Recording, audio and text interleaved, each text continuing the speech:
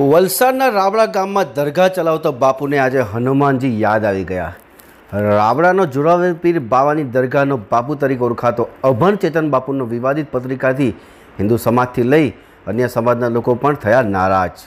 આગામી 24મી તારીખે હનુમાન જયંતિ નિમિત્તે અભણ ચેતન બાપુ તેમના નિવાસસ્થાને બનાવેલ દરગાહની અંદર હનુમાન જયંતિની ઉજવણી કરવાનો હોય, જેથી ગતરોજ વાયરલ થયેલ પત્રિકામાં હનુમાન જયંતિ દિવસે બપોરે 11:30 કલાકે હનુમાન દાદાની કબર ખોલવામાં આવશેનો શબ્દોવાળા પત્રિકા વાયરલ થતાં સોશિયલ મીડિયા પર હિન્દુ સમાજની લાગણી દુભાતા વલસાડ રૂરલ પોલીસ ટીમે રાબડાના અભણ ચેતન બાપુને પકડી લાવી હતી.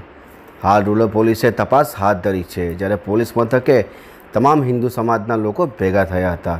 ત્યારે આ બાબતે બાપુનું નિવેદન જાણવાનો પ્રયાસ કરતા બાપુ 4 ચોપડી ભણી નથી અને આ લખાણ ભૂલમાં છપાઈ ગયું હોય, જેથી માફી માંગી બીજી વાર આવી ભૂલ ના થાય તેવી બાહેધરી આપી હતી. ત્યારે બીજી તરફ હિન્દુ સમાજના લોકો આક્રોશ વ્યક્ત કરી રહ્યા છે અને ચેતન બાપુ સામે ધાર્મિક લાગણી દુભાઈની પોલીસ ફરિયાદ નોંધાય તેવી માંગ કરી રહ્યા છે.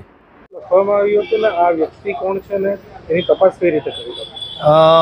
અમારા ત્યાં જે સ્વયંસેવકો છે, કાર્યકર્તાઓ છે, એના દ્વારા માહિતી આપવામાં આવી કે ચેતન બાપુ કરીને કંઈક ભૂઅભત ઝાડા ઝપટા નાખે છે અને આ રીતનું કામગીરી કરે છે, અંધશ્રદ્ધા બી ફેલાવે છે અને ઘણાને એવી બી માહિતી મળી છે કે કોઈને સંતાન થવાના એના રૂપિયા પણ લીધેલા છે.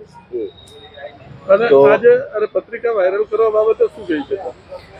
પત્રિકા વાયરલ થવા બાબતમાં પોલીસ સ્ટેશનમાં જવાબ આપ્યો છે. અમે રાતના ભાઈને ફોન કર્યો તો સવારના જવાબ આપશું એ રીતની એણે માહિતી આપી હતી. તો પોલીસ સ્ટેશનની અંદર શું જવાબ લખાયો છે અત્યારે માહિતી આપણા પાસે નથી.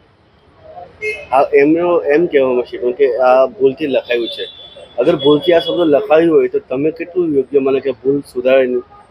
એ ભૂલ હોઈ ના શકે, કેમ કે એમને પોતાની રીતે જ એ રીતે એક જોરાવર પીરની કંઈક માહિતી લીધી છે.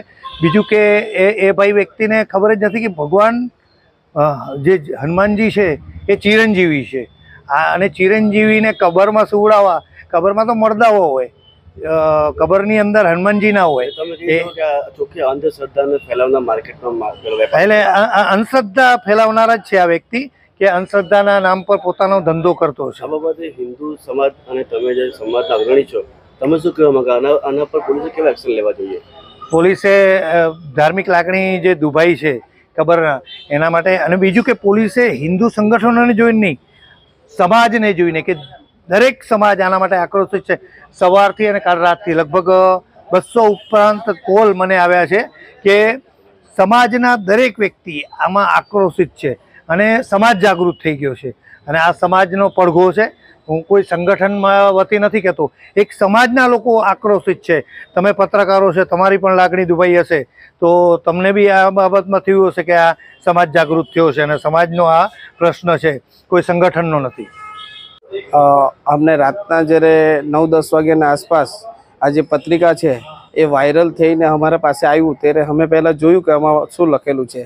તો અમુક જે બીજા ધર્મના વિષયમાં એ લોકો કંઈ સારું લખ્યું છે ને જે હનુમાન દાદા જે ચિરંજીત છે, કે જે કોઈ મારી જ નથી શકતા, જેના અમર વરદાન છે, એમને એ લોકો એવું છે કે હનુમાન જયંતિના દિવસે કબરમાંથી બહાર કાઢવામાં આવશે ને એના દર્શન માટે તમે બધા પધારજો. ચેતન બાપુ કોણ છે, તમે તપાસ કરી?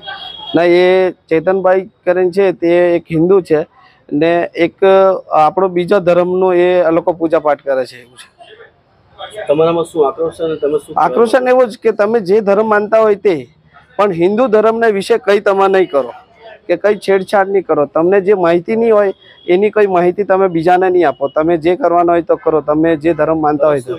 પોલીસે શું કરવા જોઈએ? પોલીસ, અમારા પોલીસવાળા જે બી કરે તો કડીથી કડી એને સજા મળવું જોઈએ ને જે આટલા બધા હિન્દુઓને જે લાગણી દુભાઈ છે ને એના પ્રત્યે કે એ લોકોને જે બી કડી સજા મળતી હોય તે મળવું જ જોઈએ.